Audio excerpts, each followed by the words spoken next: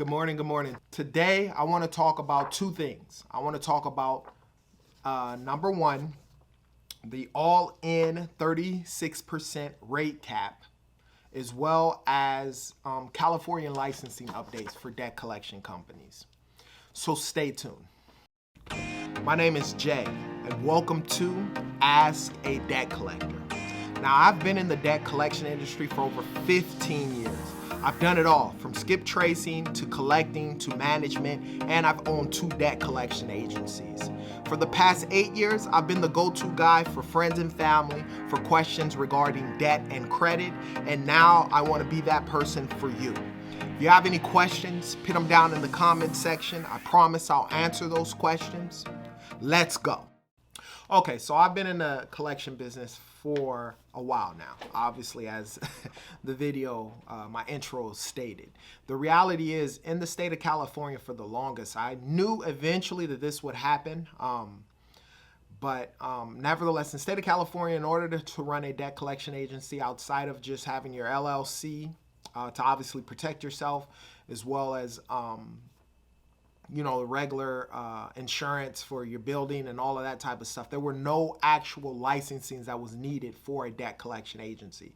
And in the state of California, that's sort of kind of weird, but I never understood that. But obviously last year during the pandemic around in 2020, they're passing legislation, which basically means any debt collection agency by the end of this year has to have a license, obviously stating that you're collecting. A lot of that has to do with, I believe, a lot of the collection industry in general, where you have debt collectors who were going pretty hard. A lot of complaints were coming from the debt collection industry in general, and it was from collectors contacting consumers and being very rude. So obviously in the state of California, that's where a lot of stuff was happening. They were cracking down on a lot of things. And so now, last year, Governor Newsom put into law in effect where collection agencies in the state of California has to have a licensing. And obviously by December 1st, you have to file your licensing fees with regards to registering your company as a debt collection company. So if you're in the state of California, you're doing any collecting, or if you hear anything from a debt collector from the state of California, just check and make sure they have their licensing and so forth in order to collect in the state of California. That goes into effect December 1st of 2021. Next, let's talk about the all-in 36% rate cap on everything. The reality is, I never even paid attention to this. Now, I did get a payday loan many, many years ago in the state of California before, where, there was no cap with regards to the amount that you can get. Now, if you live in the state of California, the most you can get for a payday loan is $300.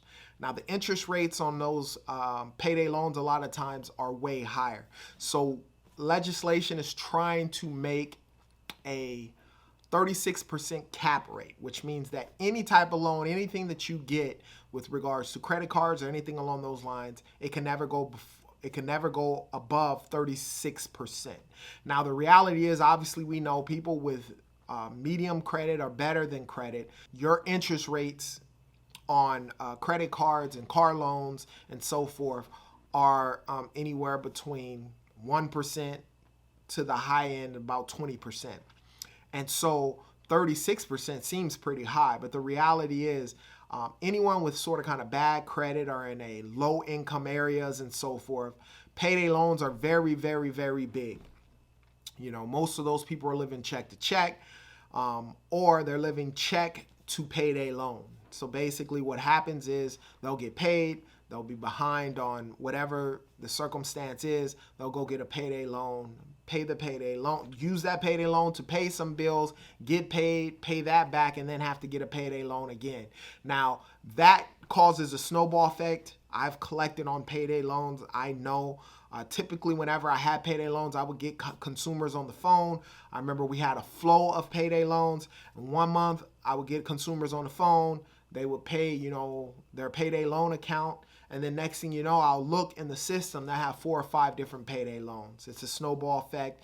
It's like robbing Peter to pay Paul. So you stay in this you stay in this loop of borrowing, getting paid, paying back the money that you borrowed, to have to go and borrow again to pay bills, to get paid, to pay again. Now, those interest rates on those payday loans typically are higher than the 36%. And what happens is that snowball effect happens. All it takes is for you to get sick or not be able to pay a payment or something to happen. And next thing you know, you're on interest rates. Not only that, typically it's done through a checking account. So they're debiting your account, on your paydays or whatnot. The money's not in there. You get an NSF fee.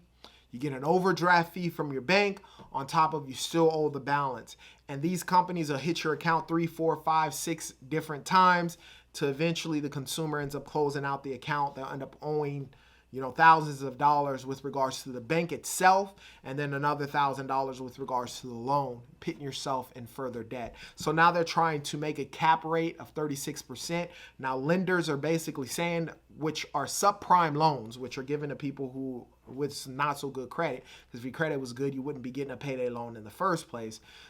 You probably get a personal loan, or you'll have a credit cards, obviously, to take care of emergencies and bills that may go over what it is that you can afford to pay. But there are a lot of consumers out there who get these subprime loans, and if they put the cap rate at what it is, a lot of these lenders are basically saying that they'll go out of business. They can't afford to have the cap rate at such a low amount and actually make money, which means who always gets hurt? The person in the subprime area with bad credit. That's why I always say it's so important to clean up your credit. Understand credit. Understand the do's and the don'ts with regards to credit, so that way you're not having to get subprime loans. You can put yourself in position to actually get regular loans that are given to people who have more of a chance to pay. Now, let's just face it. The reality is, the better your FICO score is, the more income you're making, the better chance you have of paying your bills. And so those type of people are rewarded with low interest rates, sometimes zero introductory APR rates for a year on credit cards and so forth. Now, subprime loans are always in the high interest rates. You're going to pay a lot of money with regards to paying it back. But there are a lot of people out there who just don't understand finances or aren't making enough money to actually pay with inflation and how things are happening and the cost of living and everything going up all the time. For the people who are, don't have the means or the funds to actually pay the stuff, these payday loans actually help them to get by. So, if you have any questions about debt or credit, put them down in the comment section. I promise I'll answer those questions. As always, you be great, and don't forget to like and subscribe.